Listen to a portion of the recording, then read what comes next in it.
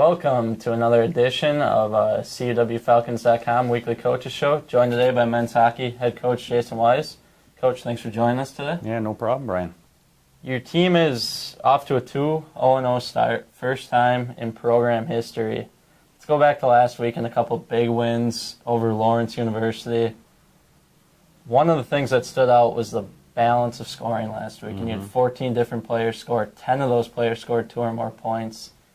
You talk about just how nice it is to see so many different players who can help your offensive production. Yeah, it is nice. We're able to roll 4 lines, so we're able to get all of our forwards involved and 6 defensemen. We feel that every player in our lineup can contribute both on the power play and the penalty kill, as well as 5-on-5. So it's a luxury we have right now that we haven't had in the past, and it shows in our balanced scoring. Now, you just mentioned the penalty kill. That was a big part of Saturday night's win, the 3-2 overtime win at home, where you killed off all 11 of Lawrence's power play opportunities. Just mentioned some of the efforts by some of your penalty kill guys in that game. Well, we were able to use all 4 lines on the PK, so we had fresh legs out there for the kill every shift, and we're able to keep a lot of our units together. So when the penalties were over, then we could go into our normal line combinations after that. So by everyone being able to kill penalties for us, like I said, it kept the legs fresh, kept the minds fresh. They were able to stay focused for the entire kill, and we were fortunate enough to get some bounces as well. But by having a lot of quality depth on our roster, it certainly helped the penalty kill. Now, certainly there are some familiar faces who stood out this weekend, but we're going to start with some of the newcomers. First with a couple defenders, Cody Dorian and Brant Weldon. Really, to me on Saturday, they stood out. Just excellent players, can do things offensively, but obviously defenders on your team. Just mention those two and their impact on the game. Well, both of them are competitors. They want to win. They want to be successful. But they have different styles. Brant is a little bit more physical, more of a powerful style, powerful skater, versus Cody is a little smoother, a little more subtle, a little calm. So they both stand out for different reasons, but yet they both get the job done. We knew going into this season that they would be able to help us produce offensively. They both have abilities to be offensive defensemen, so we recruited them to fill that role. We just weren't sure how soon it would come. It takes a while to adjust to the D3 level, but they both showed up on the stat sheet this last weekend, and we hope that they continue to get better and bring more to the table as the season goes on.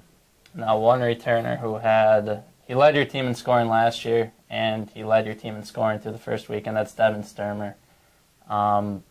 What role is that the role we expect to see him in again? Is a guy that's going to go out there, get you points, give you tough lines, and just be a point producer all season long? Yeah, he has the ability to produce every night, and it doesn't matter who the competition is. He's a guy that we expect to show up on the stat sheet. Last year, as a freshman, he had a good season for us. But I think the key for him this year is, one, he has an excellent centerman he's playing with. Last year, he and Kevin Michael Cabbage are both the wings, but we struggled to find them a good center. This year we have one in Matt Gates, and that line is really clicking. And they're actually frustrated because they had some chances this last weekend that they didn't capitalize on. So they're hungry to produce more than they did this past weekend. But regarding Devon, he's got a quality center to play with now, and also he's a lot more confident. He's a little bit stronger. He's a little bit faster. He's got a season under his belt. So with that confidence comes a little bit more production as well. So he's off to a great start, and we hope it continues. Can't talk about this team or the 2-0 start without mentioning Jake Hebda. He was fantastic in that, making 58 saves in the 2 starts. You mentioned it. He's going to be the guy all season long. What were your thoughts on his play? He played great. He was, nominated for Defensive Player of the Week for the conference, and rightfully so. I think if you watched some film on him from last year and then compared it to how he played this weekend, you'll see that he was challenging the shooters more. He was out at the top of the crease or past the top of the crease. Did a great job controlling his rebounds, and he stayed big. He was out challenging the shooters and staying tall and taking away a lot of the net.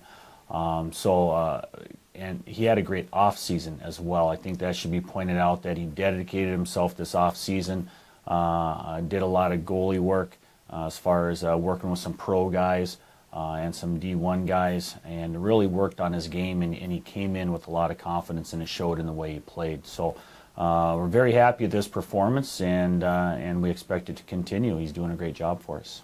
Now coming up this weekend, a couple of big conference games against St. Scholastica. They are ranked in one of the polls, the USCHO.com poll, a poll which your team is receiving votes in as well, receiving votes in the other poll. They had a couple big wins last week and 2 over MSOE. What can fans expect to see out of the couple of games at the Ozaki Ice Center this weekend? They're big and they're physical, and so they're going to finish checks. They're going to get pucks deep. They're going to grind it out. Their penalty kill is great because of the big bodies, and they got long sticks, so they take up a lot of space in the D zone. And their power play is good. They got guys with good hands and that can move the puck on the power play. So they're ranked for a reason, and they should be. And they're a very good team. They're very well coached. They run their systems to a T. So the key for us is going to be play Concordia hockey, not try to do things outside of our comfort zone. We want to play smart, play discipline, stay out of the penalty box. We cannot give them as many power play opportunities as we gave Lawrence. So play smart, and then also capitalize when we do get our opportunities. And that's going to be the key for this weekend. Both teams are going to get chances to score. We know that. But for us, we need to capitalize on those chances because Scholastica won't give us many opportunities. It'll be the Falcons and the Saints Friday night at 7 p.m., followed by Saturday afternoon game at 4 p.m. Fans, make sure you come out and support your CUW Falcons to take on St. Scholastica this weekend. Coach, thanks for joining us today. Yeah, thank you.